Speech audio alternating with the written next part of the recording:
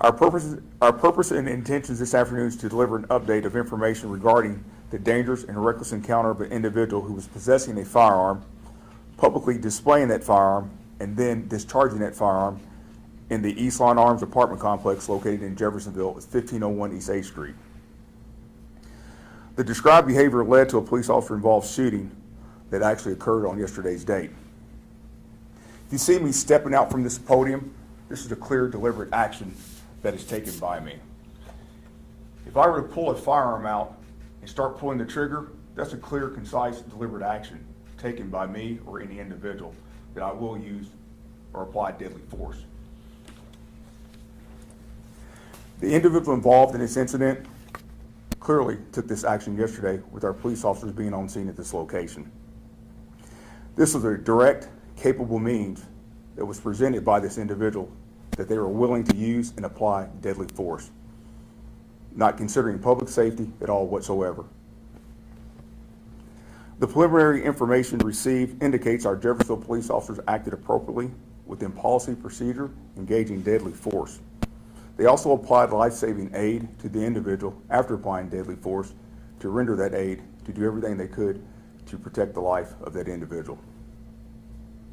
The Jeffersonville Police Department will be conducting an internal investigation to check our policies and procedures that were engaged while the officers took the actions that they did on yesterday's date, encountering this individual who was being dangerous and reckless, discharging this firearm in a public area, but a housing complex which was occupied by persons that were outside and bystanders who were witnesses.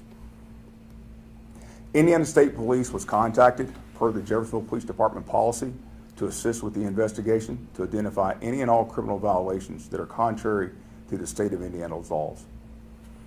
Also, Mr. Jeremy Mull of the Clark County Prosecutor's Office was also contacted. He was made aware of this information, which unfolded. Therefore, he would be expecting the full review of this incident coming from the Indiana State Police, subsequently leading to any charges by all persons involved. At this time, I'm going to turn this portion of our press release over to Major Isaac Parker. We have presented what we have identified as a detailed factual timeline of what exactly occurred on yesterday's date, encountering this individual that had a firearm and actually was displaying the firearm and was pulling the trigger with our officers there on scene in this apartment complex. Major Parker, if you would come forward, please. Thank you, Chief. I'm going to present a factual timeline of events which led to the act of criminal recklessness causing an officer-involved shooting. At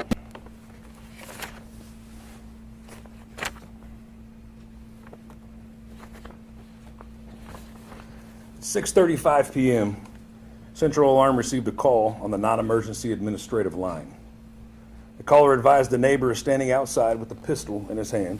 The caller believed the suspicious person is paranoid, stating, quote, SWAT was coming for him. At 6:40 p.m., officers arrived on scene and made contact with the complainant. Approximately 2 minutes later, officers requested a dedicated operations channel.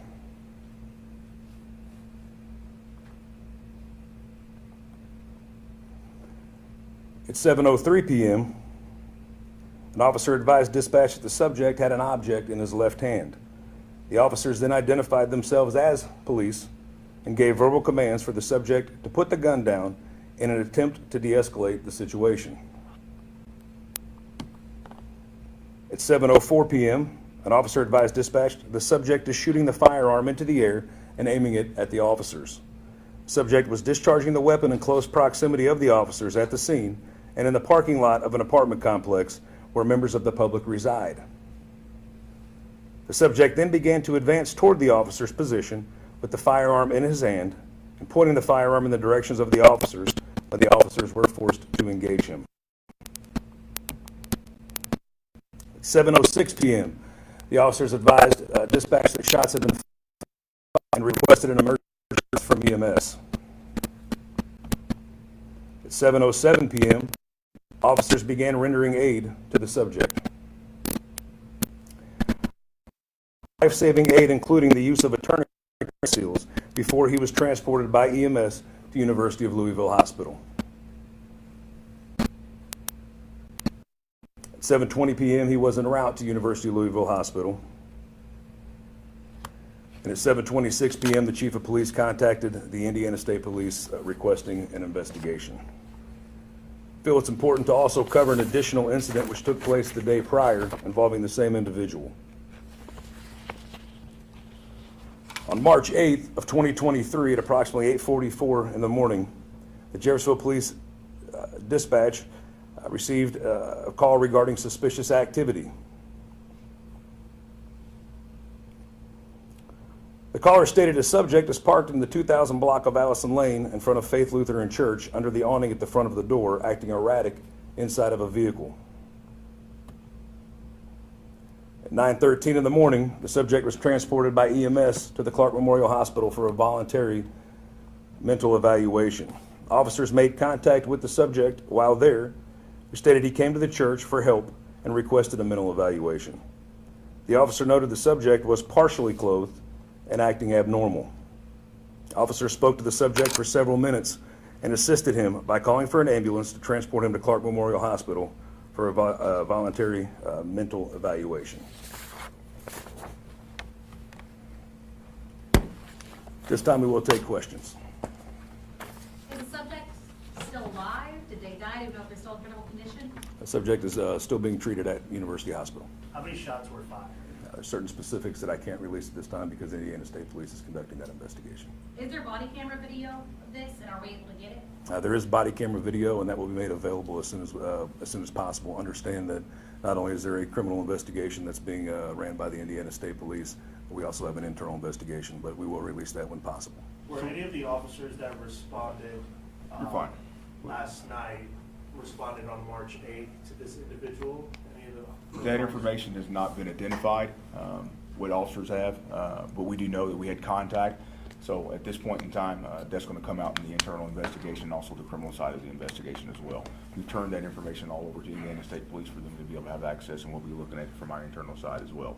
To follow back up on your question regarding body camera, me as chief of police, I have not reviewed the body cam information yet as well. So that is still going to be forthcoming in the next couple of days. So it'll be a period of time through the course of both investigations. And then after that information will be documented, submitted in the actual report from Indiana State Police to the Clark County Prosecutor's Office. We'll still work through that, and the information will become publicly available. Do we know if all the officers were wearing body cams at the time, or they turned on? The officers involved did have body cams, and preliminary reports indicate that the body cam was functioning and did document the occurrence of what happened with officers involved in the individual on both occasions. Do we know where the man was shot, or which location of his body? Again, that would be a better question for the Indiana State Police. Do we have the suspect's identity yet? We do, however, we have not released that yet. Again, that would probably be best to come from the Indiana State Police. Based upon the side of the investigation and based upon the side of the investigation with the activity and the action and behavior that occurred, we understand and look, there has reasonable belief to appear there are some criminal violations that that are present and it appears, so that information will be forthcoming from the Indiana State Police, I would believe so. How many officers are on administrative leave? There were 5 total officers that received temporary assignment with unrestricted administrative leave. How many of those were forced to discharge their weapons? 3 officers were forced to discharge their weapons.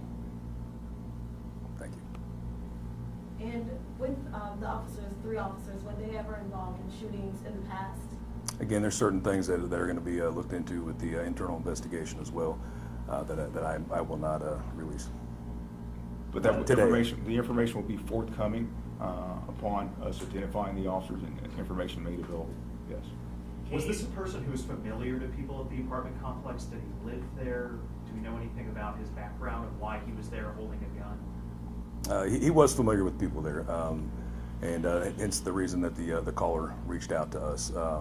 However, you know, as far as any of the details behind what exactly occurred last night, again, there's certain specifics. Our hands are just tied on. We can't release that information right now. That would need to come from the agency that's conducting the criminal investigation. But recognize that the information being reported to Jeffersonville Police Department came from within the complex, and there was a deep concern by the actions and the behavior, and clearly that call was just because when the officers arrived, they witnessed the same, and it became even more a deadly encounter by the action and the behavior of the individual who was discharging that firearm while police officers were present. How many other people were around when he was firing those gunshots? I think you said people were in the parking lot at the time. It's a populated apartment complex, and there were people out present. At the time, we've been able to identify persons and individuals, so it's hard to say with a number, but there were people present. It's a multifamily complex with numerous buildings throughout that borders East A Street, and also borders Nahan Lane. For a few people that went out there to the scene today, I spoke to a few people, some of their cars were hit by bullet holes. What do you tell them in terms of, I'm not going to say that the cars were just hit by bullets. Is there any policy in terms of, for them, I was speaking to one person who said, like, he can't afford to fix his car based off this. Do you guys have any policy directed towards that? Absolutely. Officers, investigators are back on scene within the last 2 to 6 hours here on this date and time. They've identified other pieces and components of information, but if someone's an individual and they're saying that they have damage and that's not been identified, it would be reasonable for them to actually come forward and notify us. So I want to tell you at this point in time, that information has not been made available to us, and we've been in and out of that complex with numerous officers, numerous investigators, and we're waiting for that information. If they're present, you've received it, encourage them to come forward. I may have missed this, but what is the suspect's condition and what charges will they be facing if they survive? Part of the Indiana State Police investigating this, they will take over the criminal actions of that individual as well. As far as his status goes, he is still receiving treatment at University Hospital. I believe he is critical. The charges would be appropriate if you're discharging a firearm in a public area. Again, that would be based upon the direction of the Clark County prosecutor, Mr. Jeremy Mull, but discharging a handgun out in public, that's a criminal recklessness charge with the firearm. And you said that this individual had a criminal history in the past? I said what I stated was that we had interaction with the individual the day prior. Okay, right, okay.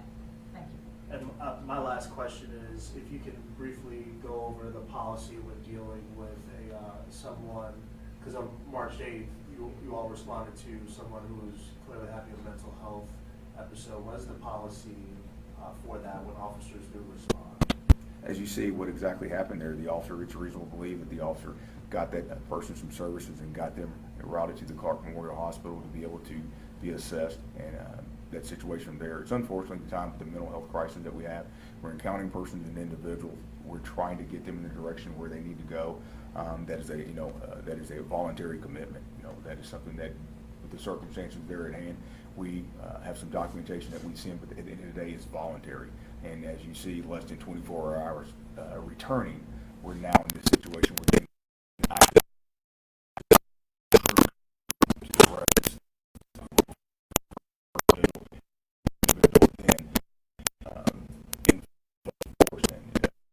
I think some information I wouldn't share with you is preliminary, but the individual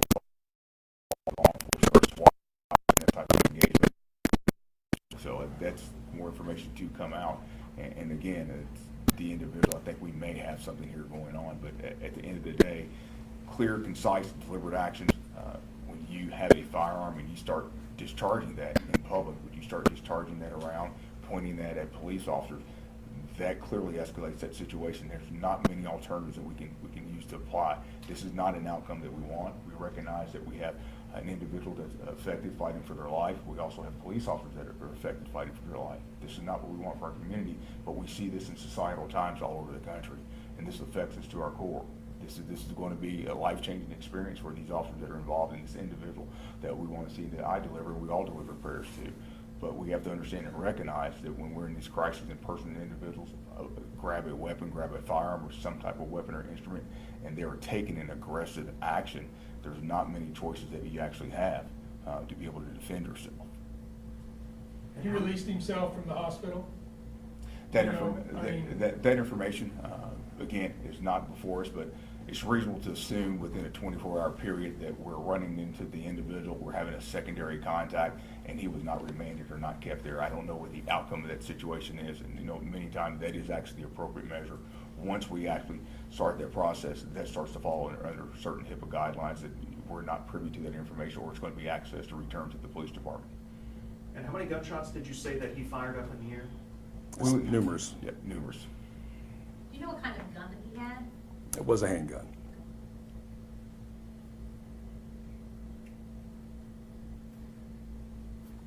Thank you very much. When, you. yeah, just when can we expect any information about the suspect or? It'll be forthcoming within the next week. The officers will actually complete the portion of their investigation with the Indiana State Police. We'll be, at that point in time, releasing further information, and then more information will be forthcoming from there. And when can we expect any body cam footage to be released? After the interviews of the investigation coming from the officers engaging with Indiana State Police, it will be a chain of events and series that will start to release that information. Thank you all for coming out. We appreciate your time. Thank you.